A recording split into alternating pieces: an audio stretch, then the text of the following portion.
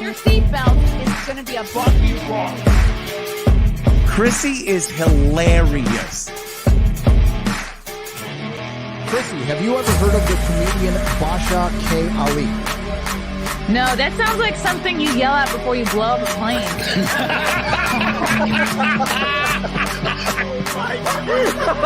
Basha K. Ali! 30 seconds remaining. But you know, it's good to say I dabbled in stand-up or something.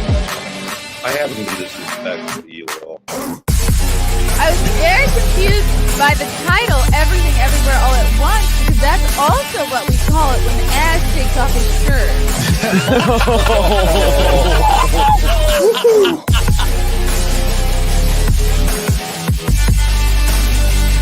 I shouldn't be up here.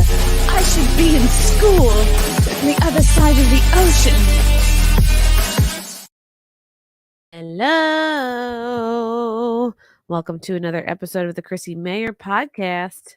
I'm your host, Chrissie Mayr. You can listen to this podcast on iTunes, YouTube, Spotify, SoundCloud, Rumble, Rockfin, Twitter, Facebook, Twitch even.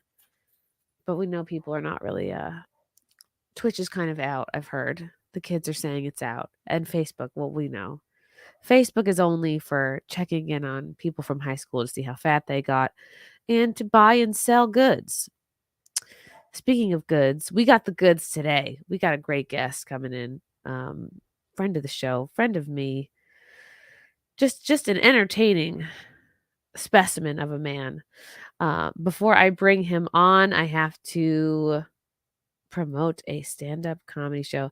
My final pregnant comedy show. That's right. It's going to be in just a couple weeks. This might be a bad idea. I've been watching a lot of videos about pregnancy and when you're not supposed to travel. I'm very much in the stop doing long car rides portion of my pregnancy. But guess what? The biz waits for no one. Who knows? I might give birth on stage. If I do, if my water breaks and it hits you in the front row, drinks on me. Friday, March 22nd, I'll be headlining in Grantville, Pennsylvania. This is near Hershey. This is near Harrisburg, Pennsylvania. I'll be headlining the Laughing Stock Comedy Club, run by my good friends Jeffrey Paul and Rich Carucci. So come on out, Pennsylvania peeps. I think I may have Keanu Thompson with me opening. I don't even know if I've asked her yet.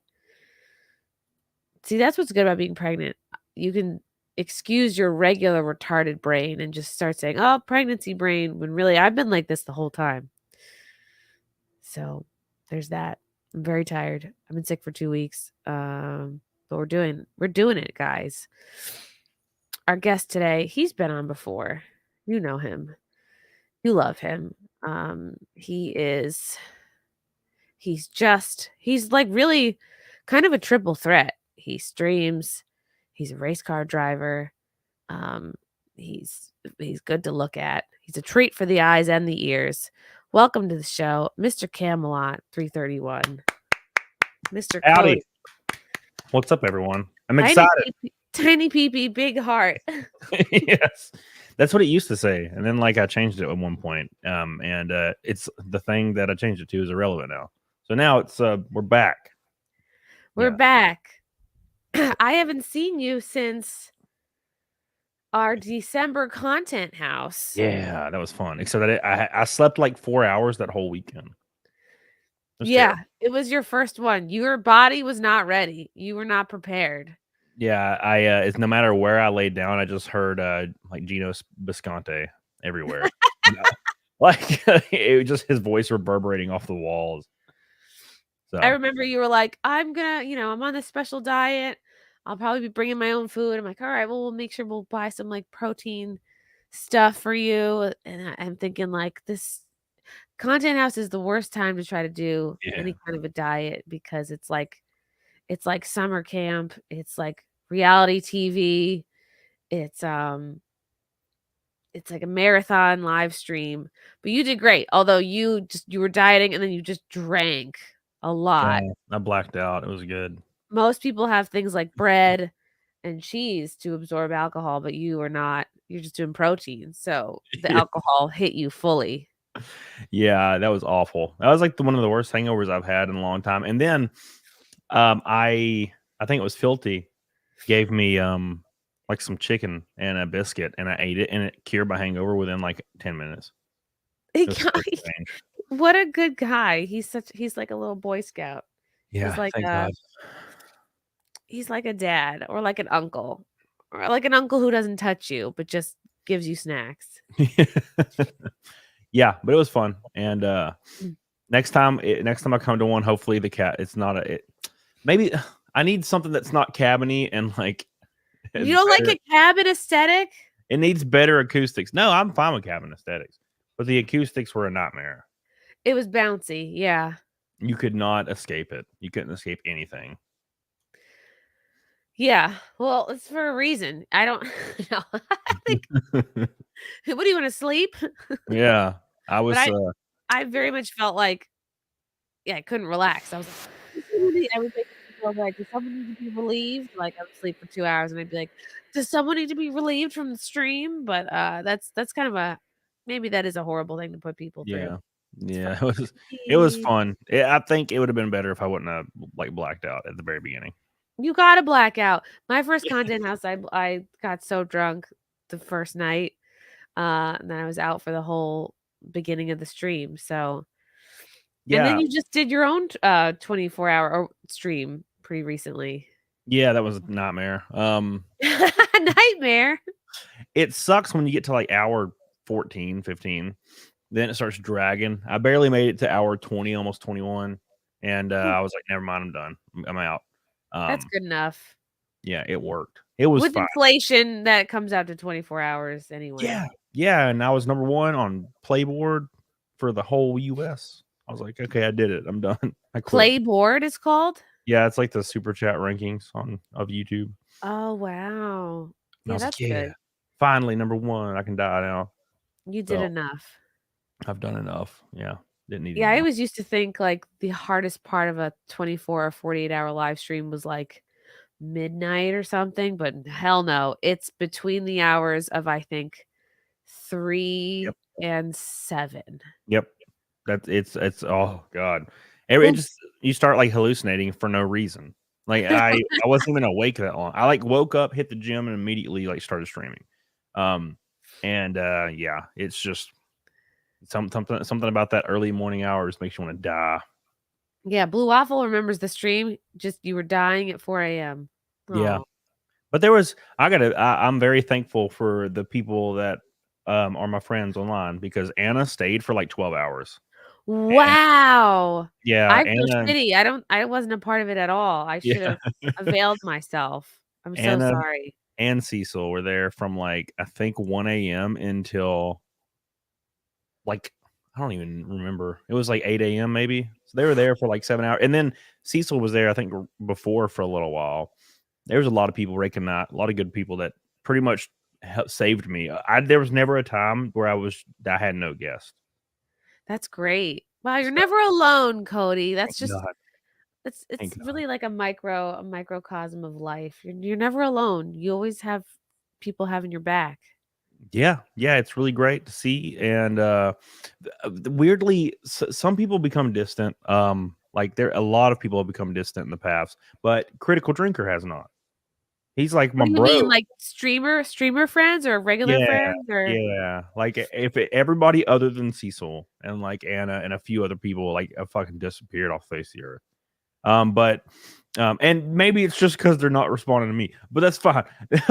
But Critical Drinker, he's gonna be on my show today, so that's gonna be fun.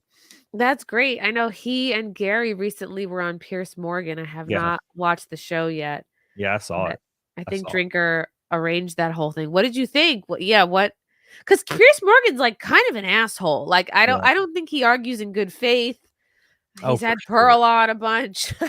He's weirdly like sometimes he just jumps on the based bandwagon. You know, he'll just be like based and be like, basically, I don't give a damn. I'm about misgendering and all that shit. I'm just like, you know what? This is like. I feel like it's a completely different Piers Morgan than it was 20 years ago. Is he just like playing the hits? Is he saying what he thinks people want to hear? I don't know. I don't really trust him for some reason. I like when people say what I want to hear. So that's what I want to hear, you know? I know, but like, if it's inauthentic, if it's not in line with what they usually say, I mean, unless it's a sort of like organic awakening and changing of one's beliefs, but I just I don't really see that from him. But maybe Yeah. he's just like having people on and facilitating conversations that he knows people are interested in. Maybe. So back in the day, he was on CNN, right? Piers Morgan. And CNN, you know, they were hyper strict with whatever narratives they wanted to push, whatever their anchor people could say. And I think him getting away from CNN, maybe he can kind of be more, you know, reasonable, right? I don't think it's unreasonable to think like the whole like 1,000 gender thing isn't insane. Like, I don't think it's unreasonable to think giving children hormones is insane. So I think that's like maybe he's just being kind of more reasonable than he's ever been. Because I feel like he still holds the belief, you know, about guns and whatnot because he's from the UK and people from the UK just they're all across the board. Guns, you don't need guns. And I'm like, well, you guys are finding out right now why you do because everybody's brown. So everybody's brown, bro. It's over. Okay. I lived down the street from Tuscaloosa Avenue when I was growing up. All right. I know we need guns. Where is that? In Alabama. Gadsden. Oh. It's terrifying. Yeah. You go back much? No. If I ever go, I don't ever really go to Gadsden, Alabama. If I have to go through Gadsden, Alabama, I will specifically add 10 to 20 minutes to my trip to go around it. Like, and I'm not even joking. Like, I just hate seeing it. I hate going down the same Megan Avenue I used to go down every day. I hate, and they try to do that whole thing where they, you know how there was an episode of South Park about this where every city got like the mid-city, mid-town, like hipster spot that had the Whole Foods and all those like oh wow, you know, little cutesy bars, smoothies. Yeah. And they like couldn't live without it. Midtown. We have one in Huntsville called Mid City. And they're always called Mid something. And Gadsden has one of those. And you drive through it, and it's just funny because it's Gadsden. And I've been robbed several times in Gadsden. It's a complete shithole. And you drive through, and there's this mid-city thing with nobody at it. Like, because you're what demographic are you aiming at? Because they're not there. There's like 9 white people now in Gadsden. Is there only really one way to get robbed? Like, is there anybody who's like charismatic about it at least? No. They just put revolvers in your face. So, yeah, you can't escape it. It's terrible, man. So and then you're like, oh, damn it. Why don't I carry 2 wallets, like a prop wallet and then your real wallet? That would be a good idea. See, I've never thought about that, but people do that all the time. I saw a video of a lady, and she's on the subway in like New York or Chicago. I don't know.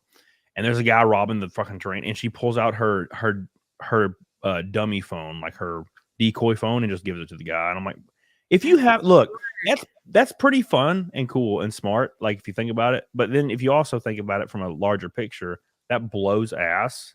Like, imagine living in a place where you always had to have a decoy phone or wallet on you, like, or your old flip phone, or like your brick, like carry around your Nokia brick.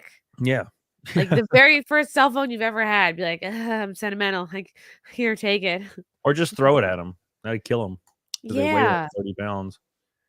Wow. Dummy wallets, people. Yeah, but a lot of people don't have to think about this. No, I don't fucking lock anything.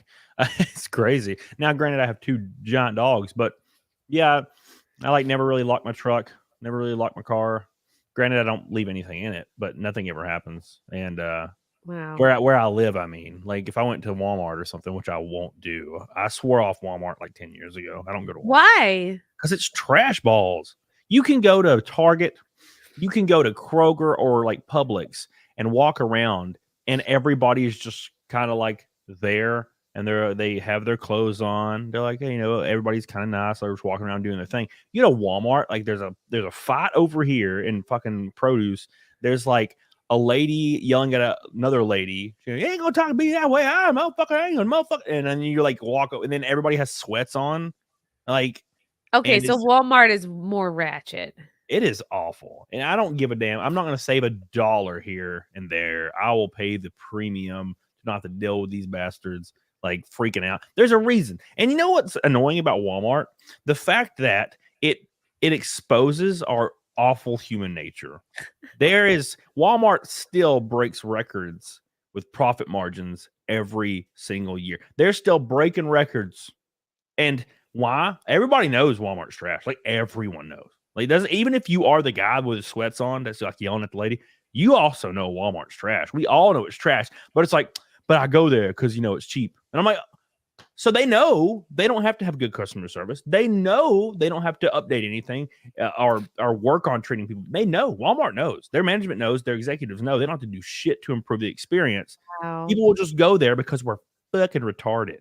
It's open and it's cheap. Dude, Yeah. one of my friends, he goes to Walmart every fucking day. We'll leave the gym. And he's like, yeah, I got to hit Walmart real quick. And I'm like, why do you go to Walmart? And what? And maybe people in the South, you use it like your bodega. I guess like he'll be like, yeah, I went to Walmart and the lady blah blah blah, and how he gets in a fight with like a cashier or like somebody every time he goes there. He's like gets in a shouting match with them because they're doing this fucking thing. And I'm like, you ever thought of just not going to Walmart? Like Walmart's terrible. And he's like, yeah, maybe. And then like the next day he's like, yeah, I gotta hit the Walmart real quick. And I'm like, what is wrong? Are you fucking Can't help himself? Yes, there's something in your brain. Have you not learned? Are we this whipped as like a society? We like whipped dogs. We just keep going back like Stockholm syndrome. Just stop going to fucking Walmart. It does seem like all the worst things happen at a Walmart. Like I saw some woman, it was like a closed caption video of a woman like squatting down, pulling her shorts to the side, and then not just pooping, but sharding in the produce section. Yeah, I saw that. And then like just casually walking away. I'm like, there's no way there's not those aren't shart covered shorts now. It's probably all over her. This was not a tidy happening. Okay, this was an untidy happening. Yeah. And I'm like, oh, how do you just? And like, I wonder if it was a Walmart where there was this little boy in a shopping cart and the mom's just like in the freezer section. The kid's like, his teeth are clattering. He doesn't have a coat on. He barely has any clothes on. And like some fellow shopper had to like go buy him clothes. And like there's literally clothes in the Walmart. Like you could clothe your kid right here now. And like some other lady's like biting off tags and putting clothes on this baby. And I was like, oh my God. There's a reason why when you're flying to like Europe or some other country, you fly over Africa. You don't fucking fly to it. And like, well, the lady who sharded was white. Yeah, so. No, I'm just saying, like, not because Africa is like has any one denomination of people. I mean, Africa just sucks, right? I'm gonna continue flying Mr. on. Beast showed us that. Yeah. Yeah, you don't go to Africa, and you don't go to Walmart, and the people complain all day about Walmart. Everybody will complain about Walmart. Everybody in the chat complains about Walmart. Everybody hates fucking Walmart. But 99% of people that complain still go to Walmart. How about you just don't? And then you don't have to worry about it ever again. You can go to Costco and like stock up on shit for 2 months. It's like $300. You got everything you need for 2 months, and then you're done. Like you can get shit, dude. I went and got egg whites. I got 2 things of egg whites, and it lasted me like 4 months for Costco. Wow. That's how these stores are. People swore off Target and now are starting to go back. By people, I mean me. So yeah, I don't even go to Target, man. But if I had to go to any one of those big box goofy ass stores, it'd be Target. But I just go to Costco because Costco. Man, I went to Costco the other day, and everybody's like, "Hey, how you doing?" Walk in, everybody waves at me. It's nice. There's a grand piano just in the middle of our Costco. I just start playing it. It's nice. People are like, it's just peaceful. It's nice. No one's getting yelled at because they were charged $3.96 and it said $3.93 and they're yelling and they're wanting to fist fight. Fuck, I hate those people. God damn. We live in a society, people. Yeah, fuck Walmart. Come on now. Tired of it. Well, but you don't have time for that now because you're a professional full-time race car driver now. Yeah, isn't that weird? It's that's what my Wikipedia says anyway. Yeah, my Wikipedia says I'm a professional stock car race. Or I'm a professional American. Fuck, I don't even know what it says. Professional American stock car. Yeah, it's like a professional American stock car racing driver. I think that's what it's called. Wow. So how did you go from just dabbling to like full blown?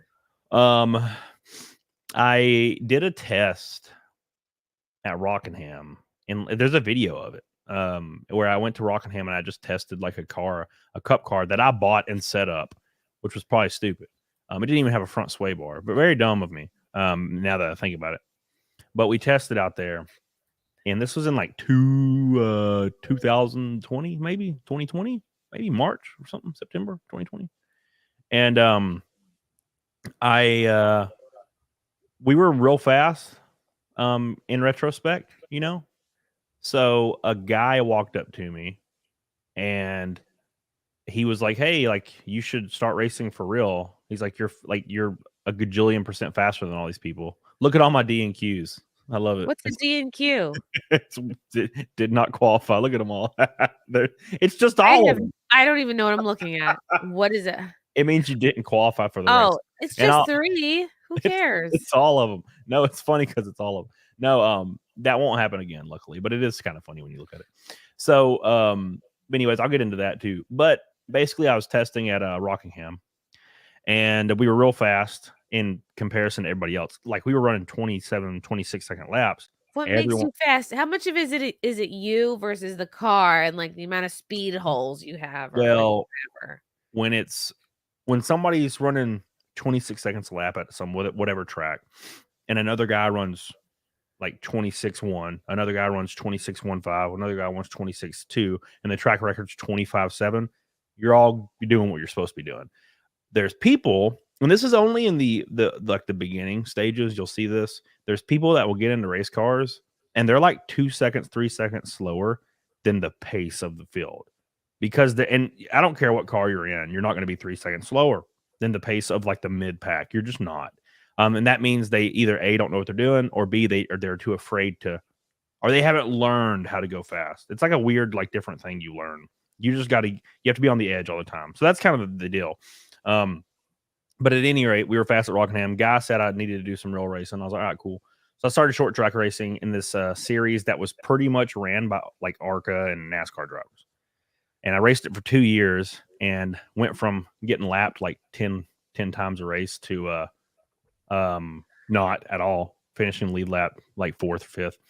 So randomly in December at the Content House, I think we were at the Content House, this guy that's been involved in like NASCAR for years called me and asked me if I wanted to apply for my like ARCA license, which ARCA is owned by NASCAR. It's like the kind of like the main feeder series now. And they race at all the same tracks. They're there. Like we'll race at Talladega April 20th, the day before the Cup race. It'll be on the same channel on TV and everything. So, anyways, he asked me to come test, and we did good at the test. And they NASCAR approved me because it's this NASCAR same sanctioning body, and it all worked out. So now I'm doing this somehow. So none of this has to do with looks. You don't have to blow anyone. It's not like showbiz. You don't have to like. I would have, but no. Wow. Must be nice. I would have, but no. Yeah. So it's been real interesting. And the first 2 races of the year were wild. Daytona was definitely not going to happen. Definitely not going to happen. There was 50 cars there. We had no owner's points. And the car I was in was like thrown together in like 4 seconds. And it was just never going to happen. That's fine. But at Phoenix, we were real fast. And I had never been on the racetrack. It's a really weird track. It's shaped like a damn, like a fucking, it's weird. It's got like it's this dog leg that you skip. I was on old tires in qualifying too. I was the only car in the field on old tires because General Tire ran out of tires for a short period of time, which just ruined everything for me. But we ran like a 30-second lap, which is only with old tires in like an old random car, which was 2 seconds off like the pole. But only like 4/10 off of mid pack. And basically how it works was 43 cars showed up. And there was this very weird scenario where if you have owner's points provisionals, that's how you get into a race. If you're not in the top 32 in times, they'll give people that are in high points positions from last year, they'll just put you in the race. It's called a provisional. And there was one team that they're like the fast team, like one of the top teams. Basically, the worst case scenario was the top team, all 4 of their drivers just failed to qualify. Drug and tests, or they Yeah. overslept, or no, they just weren't fast enough. And basically all 4 of them, if only one of them were fast enough to qualify, which all 4 of them should be, then we're in the race, right? Well, the fucking stars aligned, and every one of them did not qualify. I was like a second faster than all of these guys, and it's like one of the top teams. And I was like, what? So of course they got all the provisionals. Now I'm in a weird spot where I'm out of the race. This is weird. Like this is never happened before in the entire, which is hilarious that it happened to me. Like what the fuck? Anyways, so You have the best luck. I have it's a weird situation. So anyways, that happened, but there was a West Series provisional. So there's ARCA East and West and ARCA Maine. There's like 3 series that are across the whole country. And ARCA Maine shares races with ARCA West and East. So they'll just race in the same race and points are divvied up. Well, the ARCA West drivers got 4 provisionals as well. And only 3 of them were used, meaning there's 1 left. Ooh. So I'm like, I get out of the car. We were like 2/10 from qualifying. And we should have had new tires. If I had new tires, we'd been in the race, but whatever. And I was like, oh shit, that means we're in, right? That means we're fucking in. There's 1 left. And the only guy that could ever be eligible for it, did not make a lap in qualifying, which is required. He wrecked in practice. A guy from out west. He spun in practice, totaled his car, just fucking destroyed it. So he didn't run qualifying, which means Is he okay? Do these people get hurt? No. So he's fine. So that means the 1 provisional goes to me, right? That's what everybody's thinking. Well, some stuff behind the scenes happened, and some really, really high level executives got involved. It's from what I, can gather, and they changed the rules in that situation, so the guy that wrecked just gets to race anyway. So they brought out a backup car. It's because he's black. That's my first go-to. I wouldn't be surprised. No, he brought out a backup car and he was in the race over me, and we got kicked out of the race, and everybody was fucking freaking out. And apparently it came from somewhere up high. The dude is apparently related to somebody that's like high level. Wow. Nepotism. It was just one of those weird things, man. And I had some people call me 2 days ago that are very high up in the deal, and they apologized and said, this was just a thing. This was a thing that never happens, and we're sorry, and we want you to continue running full time. I'm like, yeah, of course I'm gonna run full time. I have contracts, but it's still, it was just a weird situation. So I'm not angry at it, but it was kind of annoying. But it's all good. Yeah, just seems like an unfair thing, but there's well, I mean, I guess personally, I'm like the new kid on the block, so it didn't really bother him to throw my ass out. So if you gotten in, what would have happened next? We would have just raced. We would have just raced, and we would have probably finished 15th to 20th, I'd imagine, if all things considered. We were pretty fast. Ribbon for that? Was that? Did you get a ribbon? Is there like other podiums? No, you just get points and whatnot, and then you move on to the next race, which is at Pensacola next week. Wow, damn. So like, what does your schedule look like now? Like, is it every month you're? It's like every other week until May and June. Then it's every weekend. So we'll be at Pensacola, and then we have a 3-week break, which is the longest break in the entire year. And then we have just a race after race. I don't have a weekend off for like a month and a half. And it's we race Talladega April 20th in the Frog Car. Do you need a Southern accent to be a race car driver, or does it help? None of them do. What? No, there's only like a tiny handful of these guys that are from the South. The movies I've been watching have steered me wrong. They the movies are based from like 80 to like 99, which was pretty much all Southern, and then it became a multi-billion-dollar corporation. And now anybody can get in from anywhere. Like if you have any kind of racing talent, you can kind of try to make your way there. So a ton of the guys are still from like North Carolina, like 10% of them. Then the rest are everybody I've ever worked with is from Chicago, and they all have like hyper Chicago accents. Every team they're all Chicago, everyone. So Chicago makes sense. You got to drive fast to get away from the you know who's. Yes. So yes, you got to get those skills up. But That's so interesting. we don't have to worry about that DNQ stuff anymore. It's just funny that my entire like career just says DNQ. It's hilarious. But but at Pensacola we'll be racing. We're locked in. And Talladega we're locked in. So then we have the rest of the year, and we won't. The reason that I DNQ'd those first races, the Phoenix thing was a weird deal, but this is the first year in like 10 years, 15 years where they have had a lot of cars show up, so much so that they have to send people home in DNQ. This is like the first time it's ever fucking happened in a long time. Wow. So yeah, but the car counts start to slow down because basically Phoenix and Daytona are a real big deal for like the West Series and the main series. So after that, the car counts will go down to 25 and I'll be in every race. It doesn't matter what happens. And are those races where you have the Cyber Frog car? Like, and how did that partnership come about? So Cyber Frog is Talladega and Dover, which is the race the week after. And so that it's April 20th and April 26th. Oh wow. And the thing is that it was so random. I was streaming and I was like, I had no idea how I was going to like race this year. My goal was to race 4 races this year, 4 or 5 races. And then I was going to short track race the rest of the year, just like do my other thing I've been doing. And EVS just sent me a link to a stream.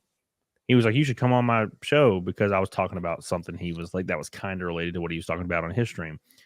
And I jumped in and we just talked about NASCAR a little bit. And then I was like, yeah, I'm looking for sponsorships. And like, he's like, how do I get a Cyber Frog on your car? And I'm like, well, we could do a wrap. And we were just kind of just joking about it. And then 2 days later, he started a campaign and it made $120,000. Wow. And which sponsors me for 2 races, basically pretty much covers everything. Of course, like half of it goes to EVS because he has to fund all the stuff that he was, because there's like another cover of a comic book. There's like a die-cast car in the stuff. So, but it's this goofy car right here. I put Ooh. That's it. This looks like a Matchbox car. Yeah, that's going to be the car we run at Talladega. And it's going to be a real fast car. It's going to have an Ilmor spec engine. It's going to be all out. We're going all out. Who designed this? A guy named Joshua Lamb, maybe. I think Joshua Lamb, maybe. So did Ethan have to draw a different version of the frogs for this, or did they take something he already did? I think the frogs are something he already did, but Josh designed all of it, and they had there was 4 of them, and they had a poll, and this one won. I preferred the red one, but all the other ones were green. But this looks awesome too, and so this is the Talladega car. But yeah, I just went on a stream, and then he texted me. And he's like, let's do a campaign. And I'm like, all right. And it just really worked out. It really went crazier than I thought, and got Talladega, which is the most expensive race of the year, because you basically have to be in the same top tier ride as everybody else to even hang in the pack at all. Wow. So you have to have the best engine, which we do. And you have to have a super speedway chassis and body, which we do. And you have to have a good team, which we do. How do you get all those parts? Like, are you even in control of, or what kind of parts you have? No, you basically will contact a team and be like, hey, I'm looking for an opportunity. And they'll be like, well, here's what we have, and let me get your resume. And once you send them a resume and they are comfortable with putting you in a car, they'll tell you kind of how much it costs to like hop in a car for a weekend. And then if you say yay or nay, basically. And it's this way for every motorsport, by the way. So people were really angry at me on Twitter because they don't like EVS. And that's fine. But they were angry at me. They said I shouldn't have taken this sponsorship from EVS because they don't like EVS. And they are like, how the internet works. If some people don't like someone, then that means you have to fall in line and also not like them. That's just the rules. Random faceless like viewers and like random commenters think they have so much more power than they do. It's so strange. But anyways, but you don't have your own brain, Cody. Yeah. You just have to do what people tell you. Yeah. So they were like, you should not accept this sponsorship. And then they started attacking me personally. Like, I should sell my house. And they were like, if you're going to race, you should pay for it yourself. And you should sell your house and sell your cars just so you can pay. Yeah, Cody, why can't you just live in your car? Yeah. Like you shouldn't be getting money from like businesses. So like they don't attack Amazon or anything, but they of course attack me, a small ass random dude that has like not enough money to do this, obviously. And it's not like you had the choice between someone these people like and someone these people don't like. It's like this was the opportunity. It's like, yeah, exactly. And so anyway, this is how motorsports works. But people are angry and they said I should fund it myself. And then if they ever turned on a NASCAR deal or a Formula One deal or anything, you'll notice every single car has like a paint scheme and a gajillion logos on it from like Napa and Target and Walmart all over these cars. Where do you think that comes from, and what do you think that's for? That is for the driver to hop in the car. The driver will have a relationship with Target. And we know you're not going to get one with Walmart at this point. No, now you've talked too much shit. Yeah. So like a driver will already have a relationship with Target through a previous deal. He'll approach Target. Hey, I'm going to be racing the Xfinity Series this year. I need $5 million. And then we'll just combine all marketing with Target. It's going to be crazy and big. And Target will say yay or nay. And then Target puts their logo on the car, and they have all their executives at every event, and it's all paid for. It's like a big deal. It's a big marketing thing, big media thing. And these drivers are already worth like $100 million, by the way, when they do this. But they're angry at me. Jockeys. Yeah, but they're angry at me for accepting this kick-ass rap because EVS is behind it. And I'm like, it's easier to be angrier at people that are more accessible. Like, yeah. And basically the people that are angry don't understand what sponsorship is and how you race. Like it costs $500,000 a year to race. Like in a series like in the NASCAR feeder series, like I'm doing, it costs $500,000 a year. And am I just supposed to just be a millionaire? Like I can't. That's half the kids in the field they're like billionaires. That's why they're there. I'm not. Are a lot of them like have family money? Like how to? Oh yeah, they're all like 17, 18 years old, and what?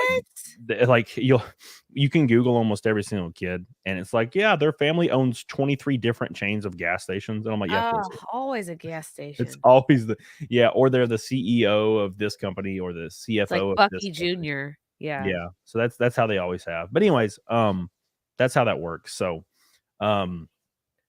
that's why the Sour Frog's on the car for 2 races, and Talladega is the most expensive one, which is why it's only on for 2 races. Otherwise it'd probably be about 4, but Talladega is like a $40,000 like deal. You have to be able to provide $40,000 via sponsorship to run that race, and that's what we're doing. And then we're covered for the rest of the year after that, so it all worked out. That's very, very cool. Who do you have to put the stickers on yourself? No, I don't. I think the team is in like Denver, North Carolina. Okay. I won't even see the car until I get fitted in the seat, and it won't even have a paint scheme. It won't have a wrap on it or anything when I go there. That's neat. Yeah. So is it like when I talk to porn stars, they talk about how they have to get ready before a scene and like they're all this anal prep because it's like a bird before takeoff. You have to poop before you fly. Yeah. And I wonder if do you have a similar regime or something you do before a big race, things you eat, you want to make sure you go to the bathroom. Like, is there a specific thing you have to do to get your body ready? I take liquid IVs. I take like 2 liquid IVs, and then I will eat something small, and then I'll hop in the car. As soon as you get in the car, if it's like anything past April or May, all the way to October, and you get in the car, you're not going to have to piss. There's this thing where it's like, what do you do when you have to piss? You don't have to piss because you're so dehydrated. How long are you in there for? Hours. Talladega will be over 2 hours, and it's your body just like probably just you're not drinking a lot of water. Your body probably just like absorbs your pee. Mm-hmm. Yeah, when you're at Talladega, it'll be 130 degrees in the car, 140 degrees, and you're in there for 2 hours. So you don't. There has never been a time where I had to piss when I was in the race car. Like where I had to piss bad. So but if you had to pee, doesn't didn't you tell me that the car has holes in it? You can just pee out. Yeah. There's drainage in the seat. You just piss yourself if you absolutely had to. How many people are doing that? Oh God, no one probably. It's just when you get in that if unless you're having races like during winter, you're going to be dehydrated. And even when it's 70 degrees or 65 degrees outside, the car's still over 100 degrees. So Wow. yeah, it's something I've never really experienced, especially in July and June. Like it's July and June, you'll start hallucinating and shit because it's so damn hot. Wow, fun. So the sport feel will like- make you take liquid IVs. They will provide them for you. Do you feel like what happened to you when you weren't chosen for that race was racist? Yes, 100%. No, it was very frustrating, but it's all good. We moved on from it, and we're still covered for the whole year, and we're still gonna have a really good year. And I have another company that's going to jump on that I visited in Phoenix. They're thinking about jumping on, and that'll be real cool because I'd love that as well. So we'll see, man. It's gonna be fun. How exciting! There's also another interested party. Yeah, Sponsorship for you. yeah. The whole reason we're gonna be able to race all year is I met with Tim Pool because I was on Pop Culture Crisis, and we talked about it, and he was super interested in just doing the whole year. So Wow. he How did it come up? How did the conversation come up? Oh, I was real nervous. I was just playing pool with Tim, or like kind of spectating and like being involved a little. And you were there to do Pop Culture Crisis, which is Mary Morgan's show, right? Yeah. And so I went downstairs and I was hanging out and I was like talking to Tim a little bit about, and he was like, "Are you the like NASCAR guy?" And I was like, "Yeah, that's me." And he's like, "Oh, awesome." And we started just talking about racing, and he was really interested in like all like this random stuff, like what does it feel like to go fast, and like is there G forces and all that, and like what do you have to, the same stuff, like what do you have to do when you have to piss, and Everyone asked the P question. yeah, and then I was like, kind of, yeah, I'm looking for sponsorship. I did a thing with EBS, blah blah blah, and he pretty much just cut me off and was like, "Dude, like how much is it for a whole year? Like to have a Timcast wrap on your car for a whole year?" And I just told him like the rough estimate, and he was like, "Yeah, I'll do that 100%. Let's do it." And is that a number you can say or not really? No, not really. Okay. It's a lot. Yeah.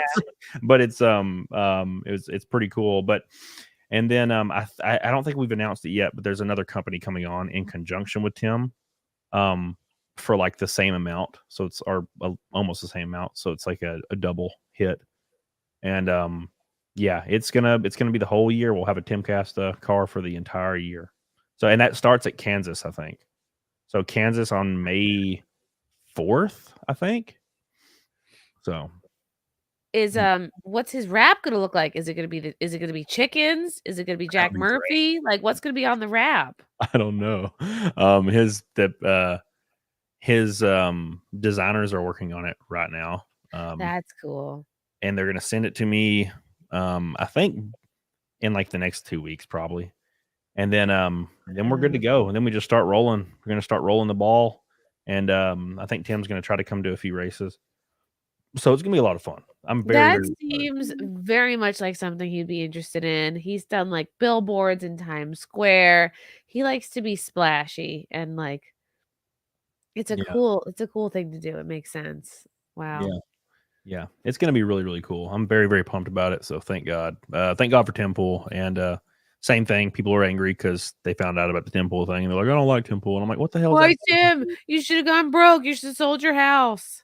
Yeah, like what they don't realize is the people they prefer are the people that they like. The people that are angry about this are always angry because they're like tribal. So they have sides of whatever conflict they think they're on.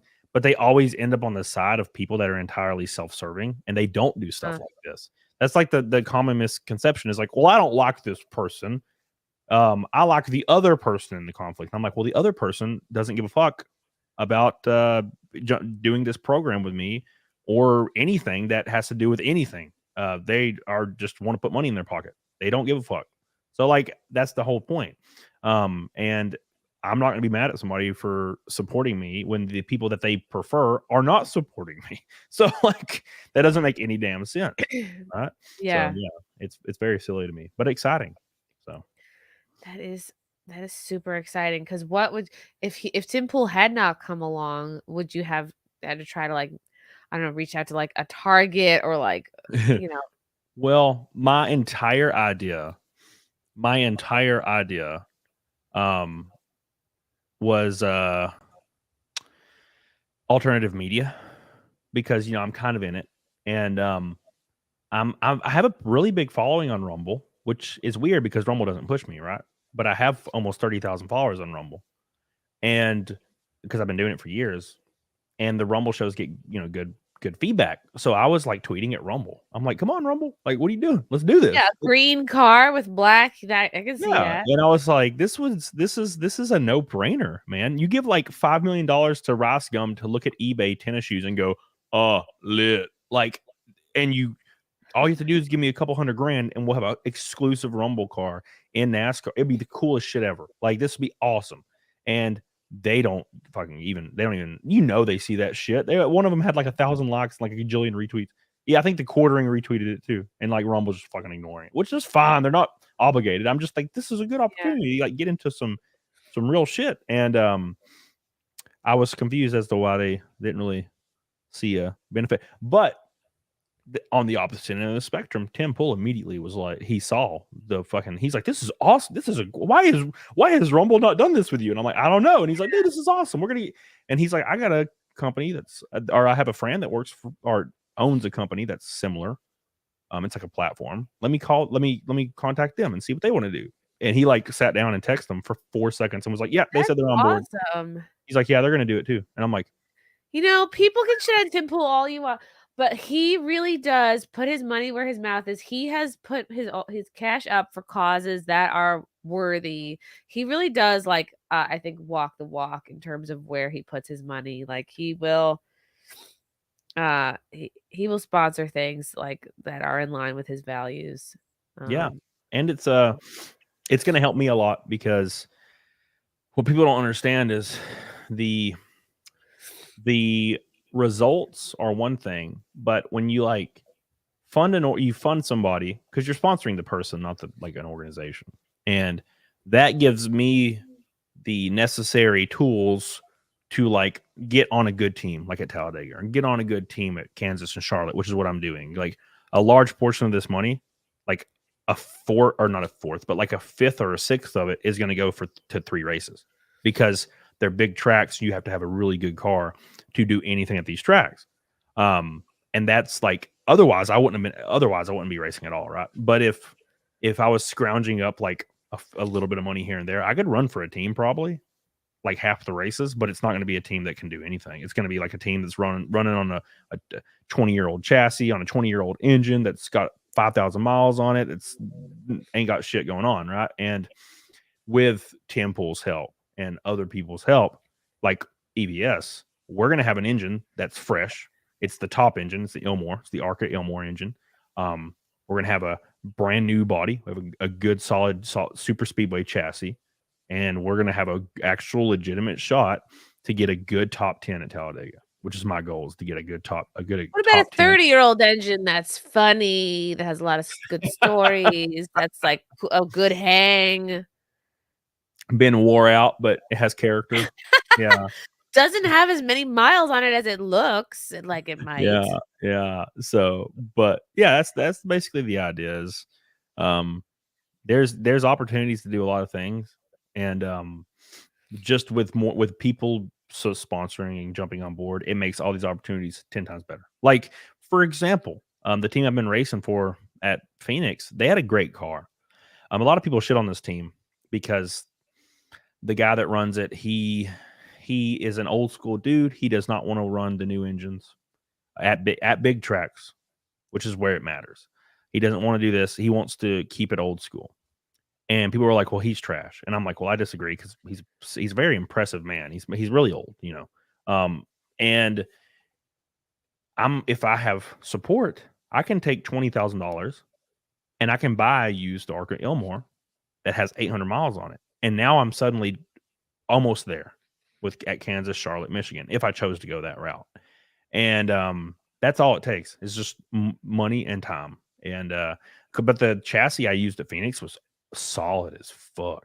It was a great chassis. It's the same chassis builder that built my 12 car. And I could get more out of it. If I had fresh tires, we would have been barely a second off of the pole in this old car with an old engine at Phoenix, right? So with a new engine, like a new Arca Ilmore engine, some fresh tires and a decent setup on a pull down rig, that car would be in the top 10. You just need money and time, and that's kind of where we're at. So, how much are race car tires? 2,400 per set. Whoo! And you need 2 sets? Yeah. At minimum, 2 sets. Oh, We got 0 at Phoenix because they ran out. wow. And like for a regular car, what is it? Like $100 is a decent. You never want to buy the cheapest tire. The Kumos. My dad taught me that. The Kokomus, the Kumos. Yeah. No. Yeah. Well, if you have like a normal ass car with like non-low profile tires, yeah, it's like 150 per tire. But if you have my R8, like I have an Audi R8 and the tires on it are like $1,800 for all 4. Ah, Yeah, it's rough, man. So yeah, that's it's fun. it's pretty awful. I brought truck tires because I had a flat in my truck on the way to Phoenix, and they were, I think, $1,600 for all 4. They're huge, Yes. huge tires. So That's really fun. but you and Frank should come to a race. Yes. Could I be a flag girl? Could I be like, when I get back to my pre-pregnancy figure, I could drape myself in a checkerboard outfit. Yes. That's Zia's gonna do it. Well, Yes. Oh I my God. told her Zia was born to be a flag girl. Is that what they're even called? A round girl? well, she's gonna be our personal like team girl. No, I just told her that she's gonna do it. She didn't accept. I'm sure she would, but I'm just talking about some boy shorts that are checkered and some like a bikini top. Oh my God. It would Yeah. be perfect. She'd be so Yeah. great for it. Yeah. Gonna be awesome. So I'm excited. But Yeah, no, you should have like a Camelthots crew, like gang Yeah. with you. yeah, I agree. We'll have them at every track, and that'll also bring some attention. So, but there's all kinds of races. Let me see. Where I don't even know. You're in like New Jersey or something dumb like that, New right? York. Okay. Let's look at New York. So we have Talladega, Dover, which is Delaware, Kansas, Charlotte's in North Carolina, Iowa, Berlin, I don't know where that is. Elko, Salem, Michigan, Milwaukee Mile. I guess that's in Milwaukee. I don't know where Milwaukee is. Wisconsin. September 13th, Watkins Glen, Where's that? Thunder Valley, New York. Ooh, that sounds like upstate. Yeah, dude. And it's a road course. That'd be fun. And we should be running it. I'm going to try to make it happen. The road courses are the only 2 on my schedule, which I wasn't planning on running because you have to have a road course car. And like none of the teams have a road course car. But that being said, I think I'm going to make it happen. I think I'm going to figure it out and lay down some cash and jump in a car and do some road course racing because I've always wanted to. So, and I've done it in the past. I just, I've It's never just done like dirtier, like you're on a dirt street. No, it's road course is like it's not an oval. It's like it's a Formula 1 track. Watkins Glen is where the Formula 1 cars raced up until like 2008 or something in New York. And it's like that. It's just a paved road course with a bunch of turns left, right, all up fucking everywhere. Whereas an oval is just a big old circle. Yeah, like does it get boring? Like how many laps around is your biggest race that you've done? Like 150. 150 laps? Yeah. What if you lose count? I would lose count. No, you have a guy in your ear always. But no, it never gets boring. Absolutely not. It would get boring if you're at Daytona or Talladega and you were out of the draft and you were just by yourself. That would be boring. But the first couple laps you take at Talladega is like very life changing because you're going like 180 miles an hour and your face is like pulling off and the G-force is like really new and weird. But after 5 laps, you get used to it. So yeah, that would be boring. But the difference is when you're in the pack in Talladega, it's terrible. It's not boring because there's like 40 cars and they're all an inch away from you. What's your biggest worry? flipping over? No, flipping looks scary, but it's like the safest way you can really wreck. Because you're in a cocoon, you're not going anywhere. The worst wreck is like to hit the wall, like get turned, like going max speed and just hit the wall head on. That's like the worst wreck you can have. That's when you like break your collarbone every time. So yeah, it's that's I guess that's your biggest worry, and your biggest worry also is just wrecking in general. I think that's like the biggest worry. There's not really anything else. Just wrecking. That's the biggest worry. You know. Have you ever broken anything? No, I've wrecked a ton though, but I've never broken anything. Knock on wood. So I got hit one time, and the car almost flipped because the guy hit me so hard, and it just like I was just a little bruised, like on my ribs. Wow. So That would make you pee, if anything. I pissed myself. Yeah, I've had that happen. It was pretty interesting. Very combust. I love, speaking of combust, I love the idea of having a Camelthot like gang of women. And I also just like love watching you and Xia stream together. I feel like she's learned so much from you. I feel like she's just really in such a short time become like a great streamer.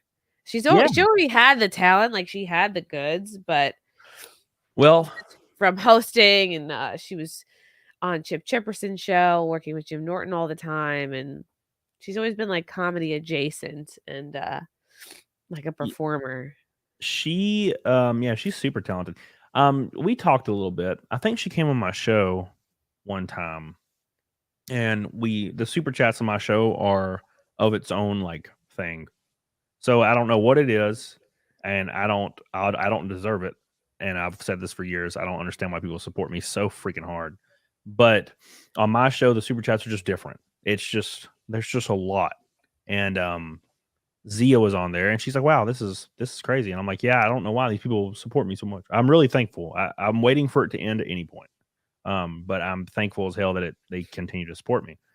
And Zia's like, "Well, I kind of want to get into streaming," and I'm like, "Well, all you have to do is set a schedule and do 3 shows per week on YouTube. That's it, and just have subject matter, and you can be on my show. We can promote your show. We can have a fun time."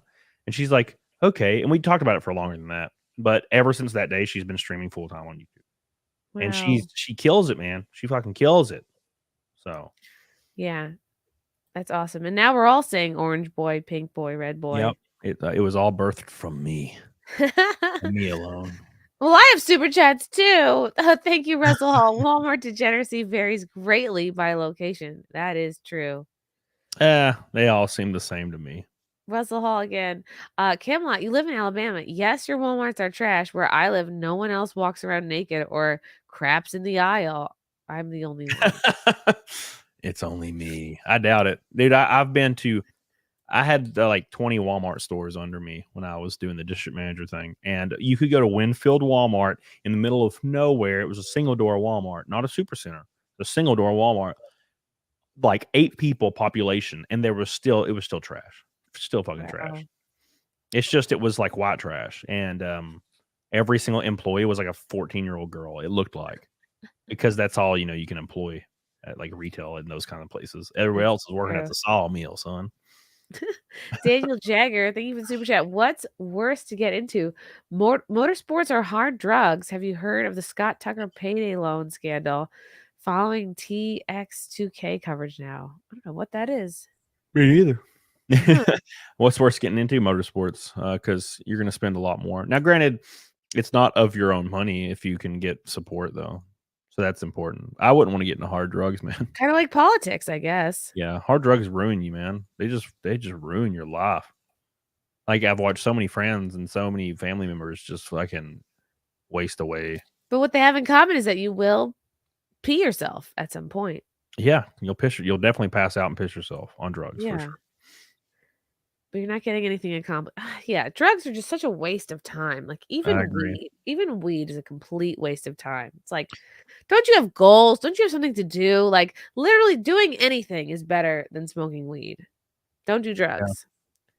Yeah, no, I completely agree. It's for fucking losers, man. There's so many ways to relax. There's so many ways to like, unless you have a specific situation where you have cancer or you really medicinally it works for you as like a way to deal with pain, sure. But like if you're just a dude wanting to blow off steam, it's like, come on, man, grow the fuck up. Yeah, I don't know. I'm even like wary about drinking like a lot. So I was drinking like every Thursday was like my drink day, where I would just sip a little, and I just have stopped. I've kind of gotten away from that now too. Can't do drugs. We have drug tests every random drug test like once a month, for racing. But yeah, drinking has even gotten to the point where I'm not enjoying it anymore. It's like annoying. I just don't enjoy it anymore. Yeah. But I am gonna try to drink in Vegas with Drinker. So that's what I'm gonna try to do. You gotta have to. It's in his name. Yeah.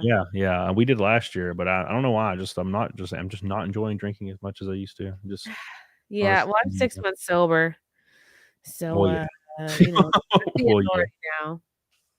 Yeah, 6 thank months God. sober, but 8 months pregnant. You do the math. Oh damn. Gonna have what is it called, alcohol fetal syndrome? Is that what that's called? Thank God everything looks good. Wow, Orange Boy from Cicada Mania. Fight Milk. Imagine what possessed you to make your channel or your profile called Cicada Mania. Like cicada. Who likes cicadas? Well, I kind of like. I'm entranced by cicadas. Like, they're not really a thing every summer, but every once in a while, like they fucking come out full force, and then they have a noisy, splashy summer, and then they die. As a kid, we played with cicadas all the time. We would just pick them up because we weren't a super well-off family. We would just be in the street picking up cicadas, throwing them at our friends, and sometimes they would like fly away, but then sometimes they get stuck in your hair. Bro, I listened to this audio book recently, and it was I that's what I'll do if I'm driving long distances. And there was this fucking stupid story because it started off so good. Like there was this guy and his son ran away when he was like 16 because they had like a turmoil, like, family life. And this dude he like just disappears, and then 10 years later, his mom has died of cancer, and his dad's like older and like living in their old like farmhouse, kind of like for some reason in my head I pictured Courage the Cowardly Dog's like farmhouse. And the son like calls the dad, and he's like, "Hey, I want to come home." And he's like, "Holy shit, I can't believe it, miss you." And then like the kid gets there, and the kid is like acting weird and looks like super older, like not like old, but he looks like way older than he should be.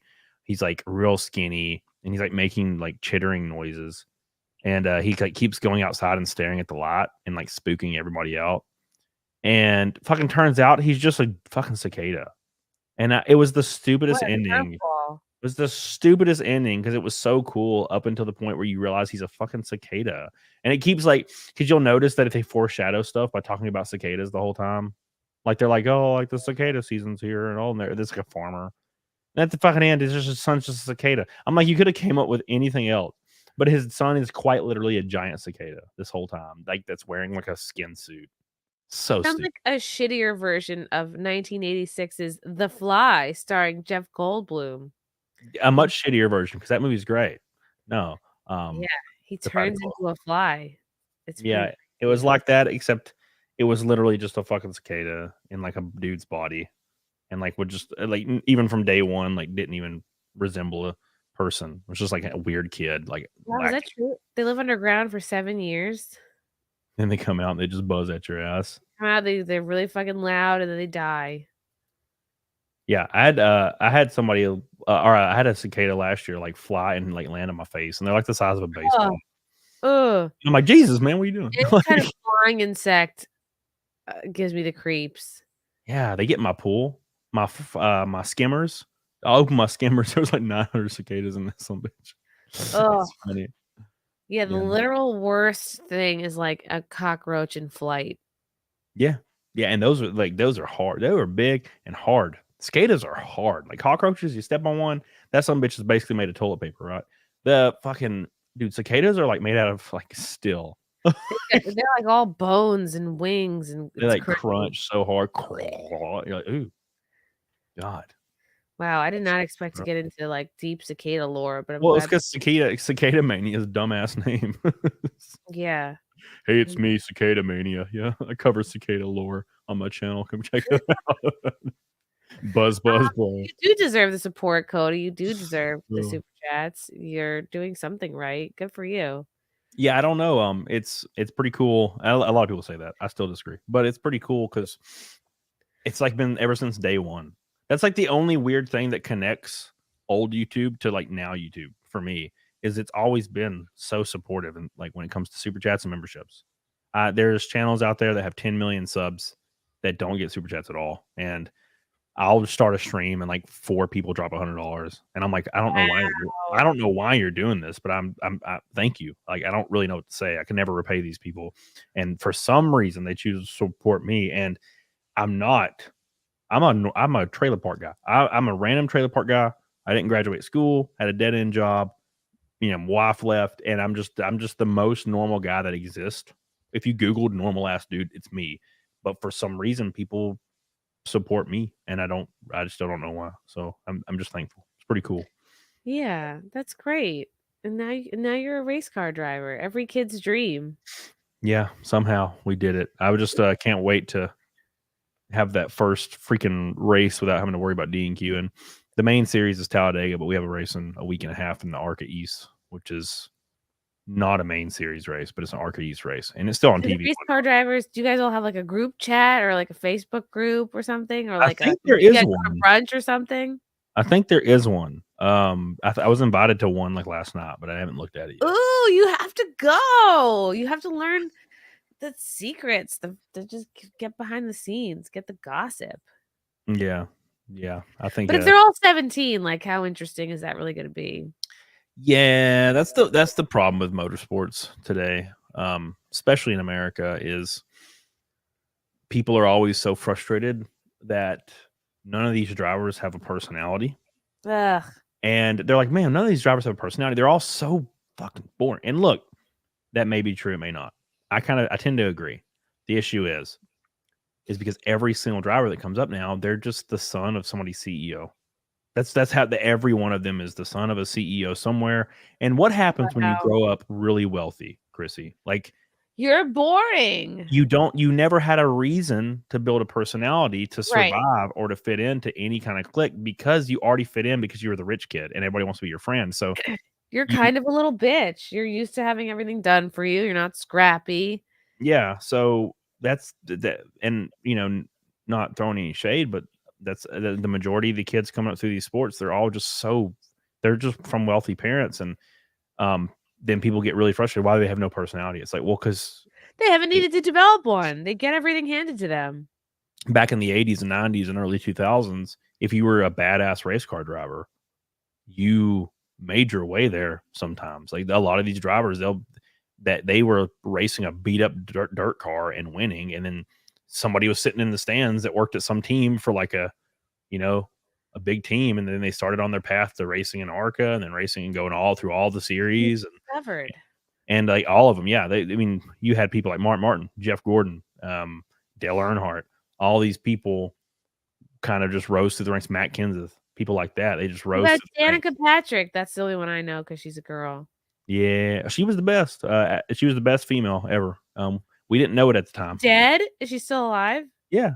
Okay. She hasn't raced in like 10 years, but Oh. she was the best. She female. hit the wall. She did that a lot. No, we took her for granted at the time because she would run in the top 20 a lot, and now she's hot too. Yeah, kind of.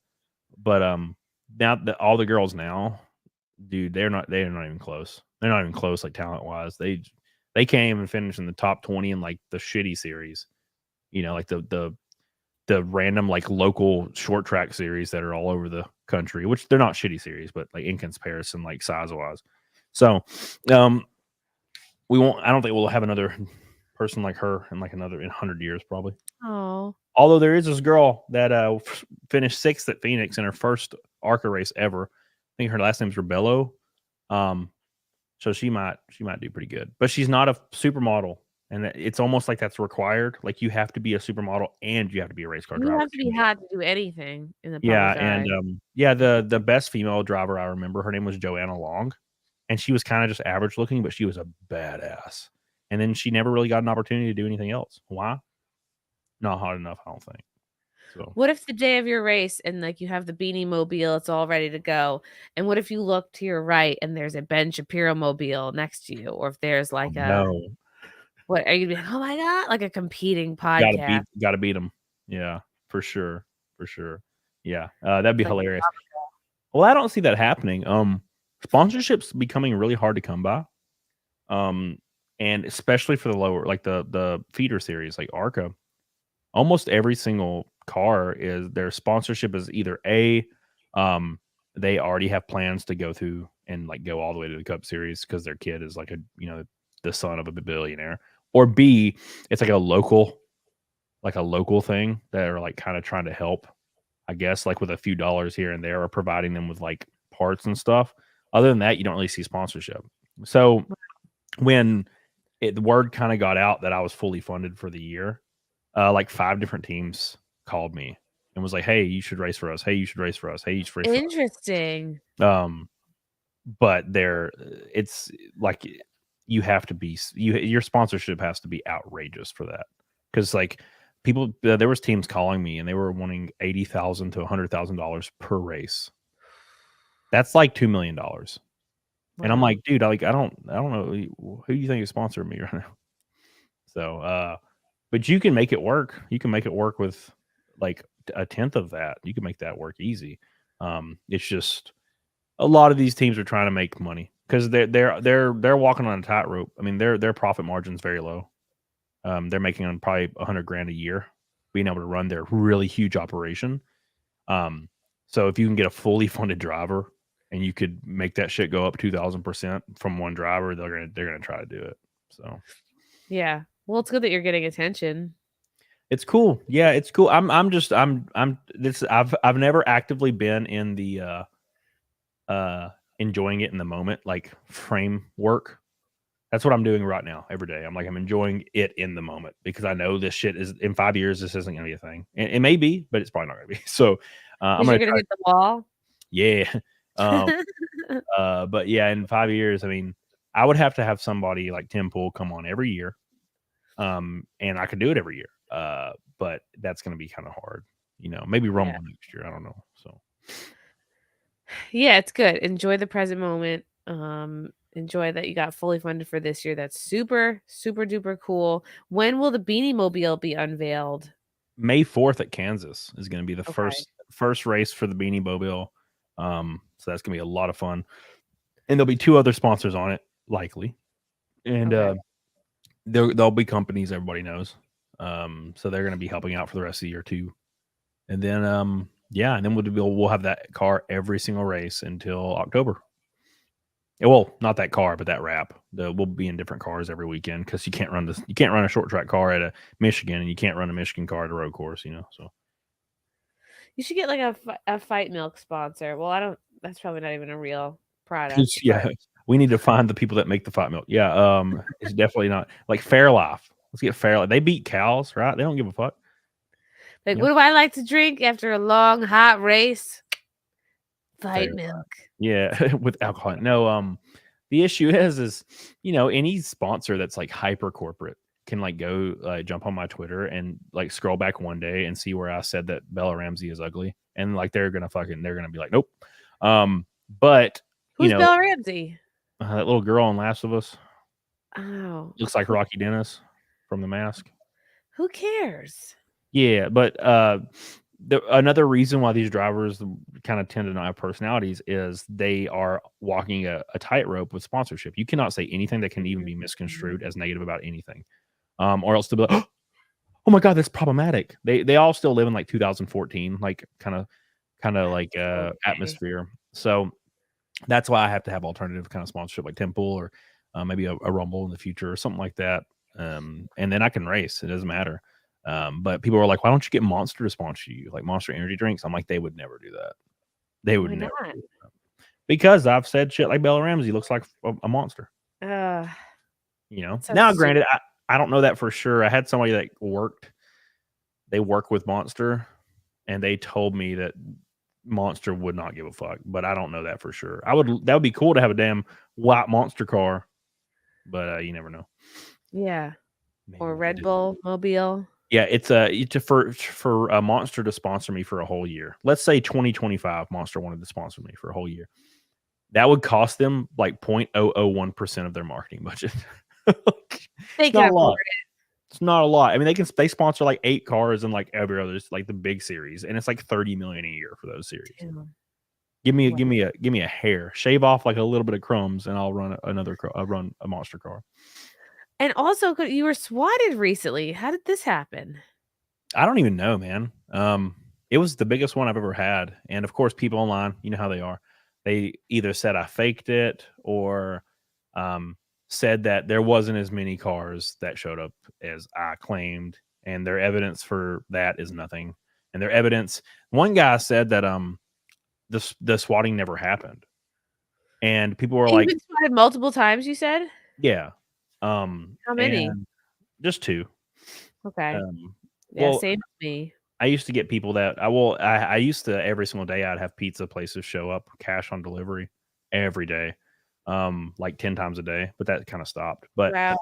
no, So how there many was would you be eating? there was like this thread that was like explaining like deep dive, like detective style, how my swatting was fake. And the one piece of evidence they left out was the video of me getting swatted. Of course, they conveniently left out the live footage, which is the only evidence. So, yeah, there's literally I turned my camera and you can see 2 fire trucks like right in front of my bay window right here. And they just completely ignored that. I'm like, of course they did, because you know they're gonna ignore the. But now, granted, the people that do this, they don't look for the truth. They just try to disrupt. It's all about disruption, which I get it, you know. Yeah. If I didn't have anything going on and all I did was like sit in my chair, like unwashed with spaghetti sauce all over my face, like I'd probably do the same shit, man. I get it. But yeah, there was 4 fire trucks, I think 8 police cars, 3 fire and rescue vehicles, I think they're called, and 1 ambulance. Wow, I never had any type of fire truck come to my swattings. It was just the local police. Well, last time I got swatted, I told the police, asked if they could put me on like a list. Where this is going to probably happen a lot. And they, I think they might have, because I didn't have it for a while, but they called the fire department this time. So the fire department showed up. Wow. Yeah. So, but yeah, I had it on camera, and it only took about 15 minutes. I went downstairs and talked to them and saw what happened, and it was fine. They were super nice when I told them I was getting swatted. They're like, "Oh, okay." Yeah, the good thing about being swatted twice is like you really get to know your local police, and then you kind of have to tell them your deal and who you are. And yeah. So, but it was fine. Not a big deal, and luckily, no knock warrants are illegal in my county, so they can't just bust in your door. The scary thing is like, yeah, someone's dog could get shot.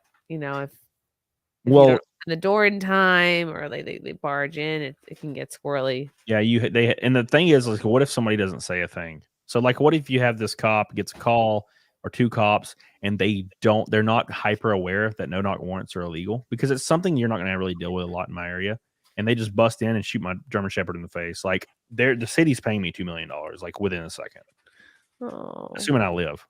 So like that's kind of like the whole point there is, luckily it's illegal here to just bust into people's houses regardless. So That's good. I'm glad you're okay. It's scary. It sucks.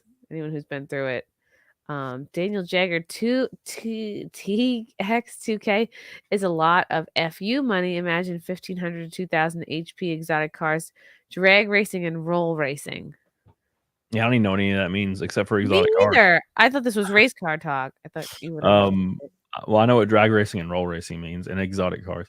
I've never been into drag racing. I always thought it was kind of lame, because you just go through the gears, and then whoever has the better build wins. I've always thought it was silly. Hard to keep your wig on and the high heels. Yeah. Yeah. I think it's weird. Albert Pontiac says get Trump to sponsor you. Yeah, so that's against the NASCAR rules. You can't have a can't have a sponsor that is political. It is now against NASCAR rules as of 2021, Oh, but they allowed the BLM car for a couple races after that rule, and you already know why. Now we know it's different. Now we understand. Now it's different. But back then, what was the common excuse as to why people could say BLM could exist in every single space? because it was a mostly peaceful race. I don't know. It was a human rights movement. It wasn't an organization. Oh, right. And then we found out later that it was a multi-gajillion-dollar organization that was like not even ran by black people. Right. Oops. And that shit disappeared in like a week. Oops. Enjoy your mansions, people. Yeah, and like there was a giant percentage of it that was getting donated directly to like politics, and yeah, it was hilarious. Wow, that's insane. That was funny. Very cool. My gosh, Cody, this is so exciting. Keep us updated on all of these races. I'm sure you'll be posting about them all and showing the pictures of what these cars end up looking like. Very exciting. What is coming up for you? Where can people follow you? That sort of thing. Camelot 331 and everything. Twitter or X is Camelcast off OFF.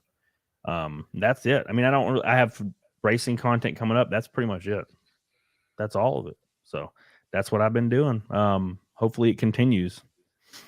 I think it will. Russell Hall says, how awesome would it be to sort of know a NASCAR driver who was famous for crashing it into the wall and born alive in a fiery wreck? Burned alive in a fiery wreck? Burned alive.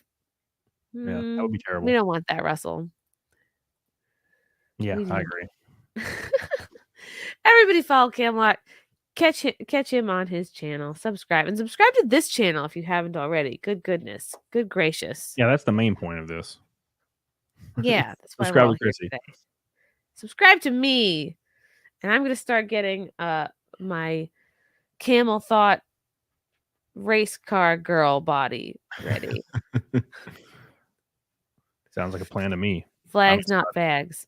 Anyway, this was fun. Thank you, Cody. Thank you to the chat for your comments and questions. Appreciate you very much. And we will see you all next time. Bye.